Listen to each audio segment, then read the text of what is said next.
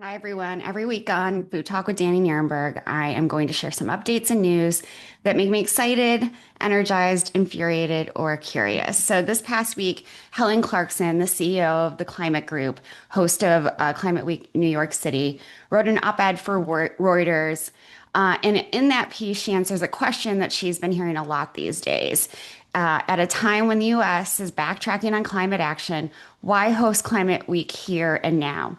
Climate Week was first created in 2009 and it's held at the same time as the UN General Assembly, or UNGA.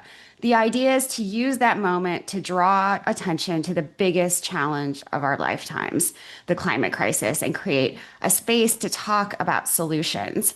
And as Helen says, it works. It does. It really works. Helen points to California's lawsuit against fossil fuel companies, Volvo's pledge to end all diesel production by early 2024, and the creation of a new fund to support communities facing the greatest disaster risk.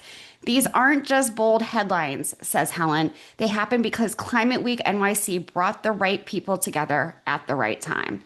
We hosted Helen during our London Climate Action Week Summit in June this year, and it was encouraging to hear from her that the climate group is increasingly thinking about food and agriculture systems.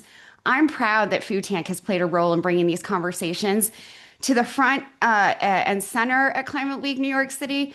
And it's something we're looking forward to doing again this year in just a few weeks. We have 15 summits planned for Climate Week this year, held with WNYC NPR studios, and a host of incredible partners. Between September 21st and 26th, we're bringing together more than 300 chefs, performers, journalists, advocates, farmers, business leaders, and many others. There will be panel conversations, live musical performances, chef-curated immersive tastings, the production of an original play by my co-founder, Bernie Pollack, lots of storytelling, screening of film clips, keynote talks, and a lot more. We'll be streaming all of our events online, so you'll be able to join wherever you are watching from. Helen also says that we finished conversations about should we act years ago. Now we're outlining how. That's an idea that will come through very clearly at our summits, so you can find out more information at foodtank.com. Concerning projections from the UN remind us of the urgent need to act on climate change.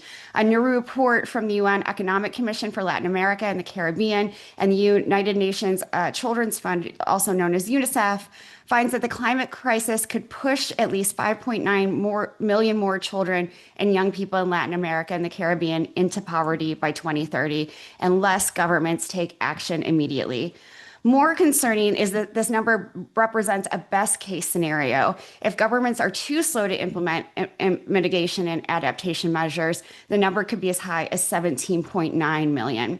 The report recommends that governments strengthen the climate resilience of social services and critical infrastructure to protect children, with a particular focus on the first 1,000 days of life. It also urges child-sensitive climate policy financing, pointing out that less than 3.5% of all multilateral climate finance is dedicated to children, something that particularly is distressing as humanitarian aid, including this dismantling of USAID, declines.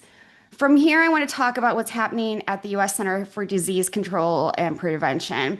Less than a month after being sworn into office, the director of the Centers for Disease Control and Prevention, the CDC, Susan Monterez, was forced from her job.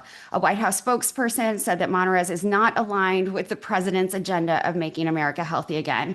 Monterez's attorneys offered a more heated take, saying that she refused to rubber stamp unscientific, reckless directives and fired dedicated health experts. In response to the firing, 4 officials from the health agency have resigned. They include Deborah Horry, the chief medical officer and deputy director for programs and science; Dimitri Deslakias, the director of the National Center for Immunization and Respiratory Diseases; Daniel Jernigan, the director of the National Center for Emerging and Zoonotic Infectious Diseases; and Jennifer Layden, the director of the Office of Public Health Data Science and Technology. This is all very concerning to me, and this is the story I'm going to end on, because I think, we have to remember that we need science-based evidence, and we need to keep people in these positions that know what they're doing, because they protect us all. So as always, feel free to reach out me at Danielle at foodtank.com. I look forward to hearing your thoughts and suggestions. Thank you.